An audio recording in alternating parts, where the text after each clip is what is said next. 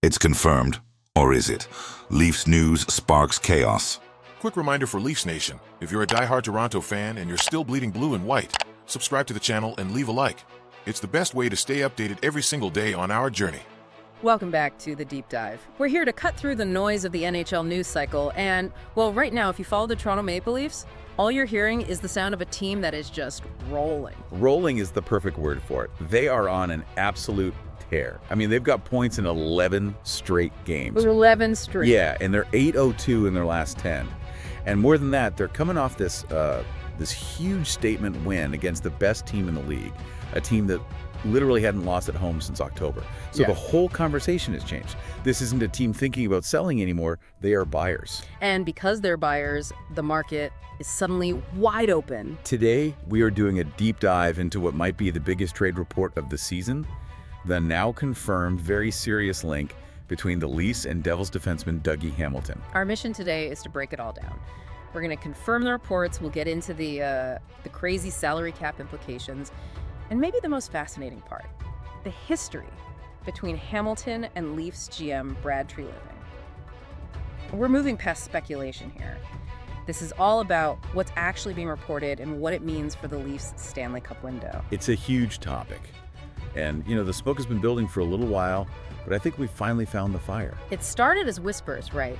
Elliot Friedman was the first to report that Hamilton's future in New Jersey was, let's say, uncertain. And that was immediately followed by him getting healthy scratched, which the team called a business decision. Which is always code. It's always code for, we're trying to trade this guy. But the key piece, the thing that took this from just, fan talk to a real possibility, came from Nick Kypreos. Okay, what was that? He confirmed that Dougie Hamilton would be exempt from his no-trade clause for one specific team, the Toronto Maple Leafs. And that changes everything. I mean, that is the whole story right there. Hamilton is a Toronto guy, and the report says he would definitely entertain coming home. For a player on a $9 million contract, him being willing to waive that NTC just puts Toronto at the very, very front of the line. It does. And from the Devils side of things, it just feels like the relationship has, run its course. It sounds like both Hamilton's agent and the team are actively looking for a new home for him. So he's available.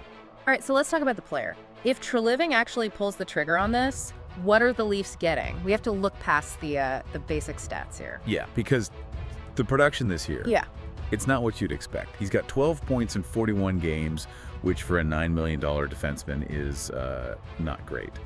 But we know you can't just judge a D-man on points. Of course not. And the underlying analytics, they're still pretty solid. You look at a Jay Fresh chart on him, he's still showing really good numbers, driving play out of his own end.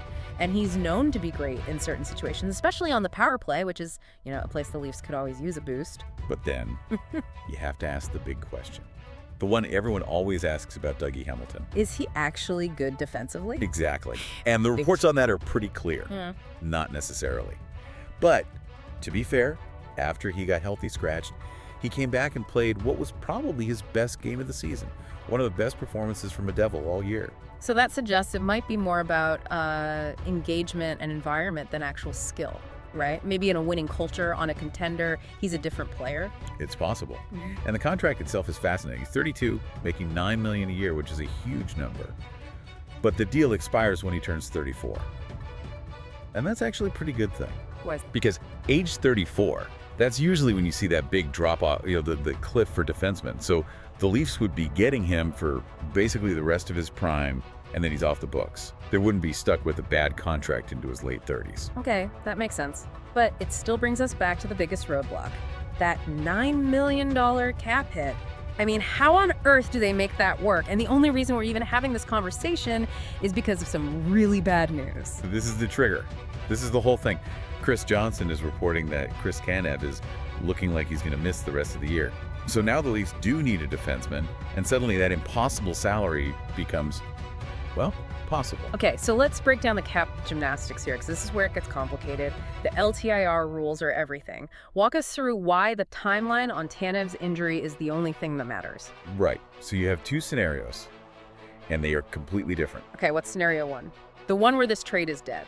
Scenario one is if Tanev is not out for the whole year, if he's coming back before the playoffs, The Leafs only get partial LTIR relief. Okay. That works out to about $3.8 million in cap space. Okay. So even if Jersey retains the maximum 50%, Hamilton still costs $4.5 million. 4.5 is more than 3.8. The math just wouldn't work. The deal is impossible. Dead on arrival. So what's scenario 2? The one that makes this a real conversation. Scenario 2 is if Tanev is out for the entire regular season. If that's confirmed, the Leafs can put his full salary on long-term IR. That frees up enough space where that $4.5 million hit for Hamilton, you can absolutely make that work. So everything, and I mean everything, hinges on that medical report. 100%. But if the diagnosis is season-ending, the feeling is that the trade package itself wouldn't be massive. You're not looking at giving up an Easton Cowan. New Jersey mostly just wants out of the contract. So the cost isn't prospects, it's the cap management. The cap management and maybe the personal history. This is where it gets really interesting for me. Brad Treliving is the GM who already traded Dougie Hamilton once out of Calgary. Yeah, that's the human drama element, right? Yeah. The first reaction everyone had was, well, there must be some animosity there. Why would Hamilton agree to play for the guy who traded him? Why would Treliving want a guy he already moved on from? But that Kypreos report seems to just blow that theory out of the water. He's willing to come to Toronto. So whatever issues there might have been, it seems like winning a cup in his hometown trumps all of that. And you have to look at why Treliving treated him from Calgary in the first place. It wasn't some personal thing. He moved off the player because it fit the team better for what they needed at the time. He got Hanifin and Lindholm back. It was a hockey trade. So I think Treliving just sees him as an asset. If the asset fits now, he'll acquire it. Okay, so if the GM and the player are fine, what about the room? I mean, you always hear the chatter about Hamilton, about his personality, about what he's like in the room. Do you risk disrupting this brotherhood the Leafs seem to be building? It's a legitimate question. It really is. A bad fit can sink a team. But the counter argument is that the Leafs room is just full of veterans. You have so much leadership in there that a strong personality might not matter as much as some people think. On a younger team, maybe it's a huge problem. On this team, they can probably handle it. So it all comes back to the momentum. A month ago, people were saying the Leafs should be clear sellers. Now they're looking to make a huge splash. The whole vibe has changed. That big win the other night. Yeah, they made a ton of mistakes if you break down the game, but they found a way to win. They showed grit. Their special teams were amazing. And their best player looks like their best player again. Austin Matthews looks like he's back. He's taking over games. And when your superstar is playing like that, it forces your GM to be aggressive. You have to maximize this window. And just a quick update on the health front. It looks like Nick Robertson is going to be fine. He'll avoid a long-term injury, which is good news. But it doesn't change the need for a top 4 defenseman if Tanev is really out for the year. And just to set the stage, they are in a playoff spot right now. 1 point up in the final wildcard spot. This isn't theoretical. This is about capitalizing on a team that is red hot. All right, so let's put our analyst hats on here. When you weigh the good, the bad, the contract, the risk, where do you land on this whole thing? For me, I think the